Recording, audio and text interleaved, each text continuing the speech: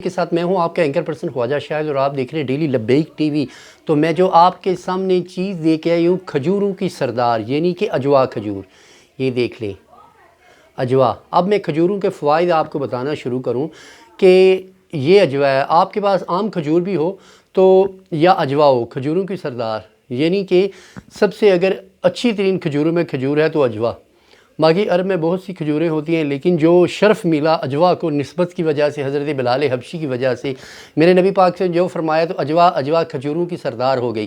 تو آپ کھجور لیں، اجوا ہو اجوا نہ ہو تو کوئی اور اچھی کھجوریں لے لیں، آپ صاف ستھری کر کے جناب اس کو کاٹ کے دودھ میں ابالیں۔ اگر آپ کے پاس زعفران ہے تو ڈال لیں، اگر نہیں تو کوئی ضرورت نہیں۔ اگر آپ یہ میں نے سنت نبوی میں بھی طریقہ کافی سال پہلے پڑھا تھا کہ اگر آپ میں مردانہ قوت کی کمی ہے، آپ کے پٹھے کمزور ہیں، آپ کے اندر یعنی کہ طاقت بہت کم ہے، تو آپ کھجوروں میں اکثر کھجوروں کا حلوہ بنا کے استعمال کرتا ہوں۔ لوگ تو اس کا شیک بھی بناتے ہیں، کافی یعنی طریقے سے اس کو کھجور کو استعمال کرتے ہیں کہ مجون وغیرہ بھی کھجور کا بناتے ہیں۔ تو میں زیادہ تر جو ہوتا ہے حلوہ وغیرہ ویسے میں سادی کھجور عموماً بہت زیادہ کھجور استعمال کرتا ہوں۔ لیکن آپ دیکھیں آپ کے اندر ریشہ ہے، چیسٹ سے یا چھاتی سے ریشہ نہیں باہر نکل رہا، معدے کی کمزوری ہے، پٹھوں کی کمزوری ہے، آپ کھجور استعمال کریں۔ کوفتے باہ کی کمی ہے، کھجور استعمال کریں۔ پٹھوں میں کمزوری ہے، کھجور استعمال کریں۔ یعنی کھجور پہ اگر کتابیں لکھنا شروع کر دیں تو قلم ٹوٹ جائیں گے، لیکن اس کے فوائد ختم نہیں ہوں گے، کیونکہ اگر شوگر پیشنٹ بھی کھجور استعمال کر سکتا ہے تو الحمدللہ اس سے شوگر یہ ہے کہ 15-20 منٹ کے لیے آپ کے بڑھے گی بھی شوگر اپنے لیول پہ آ جائے گی۔ تو کھجور یعنی کہ قوت باہ کے لیے، اپنی بچوں کی گروتھ نہیں ہو رہی، بچوں میں آئرن نہیں، جناب کھجور استعمال کریں، ٹھیک ہے۔ اس میں قدرت نے یہ دیکھ لیں بیماریوں سے حفاظت کے لیے ڈھیروں منرل رکھے ہیں، ٹھیک ہے۔ تو کھجور اگر اجوا ہو دوسری پہلے استعمال کروائیں سادی، اگر آپ کا یعنی کہ قوت باہ کے لیے طاقت کے لیے آپ استعمال کریں، اسی کھجور کو ابال کے آپ ہلکا سا زعفران ڈالیں اگر آپ کے پاس موجود نہیں، چینی کے بغیر اس کا حلوہ تیار کرنا ہے آپ نے۔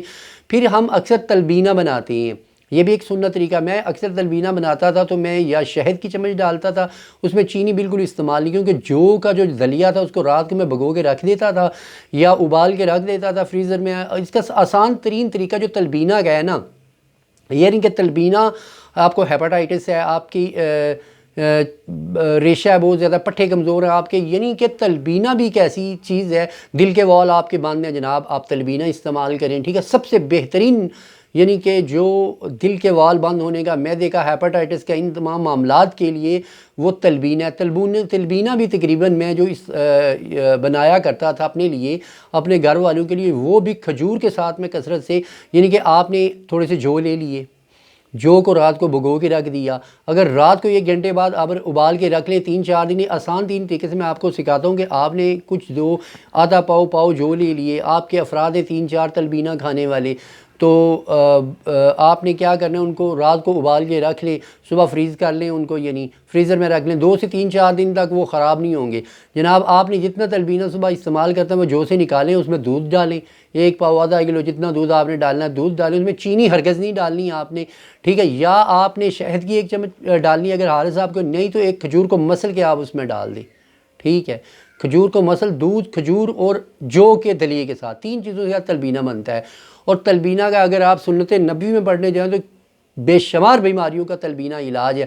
غالباً حضرت اماں عائشہ صدیقہ، حضرت ابن عباس سے غالباً پہلے وہ بندے تھے جنہیں دل کا مرض لاحق ہوا تھا، یعنی کہ دل کا جیسے آج کل ہارٹ اٹیک ہوتا ہے، دل کا مرض ہوتا ہے۔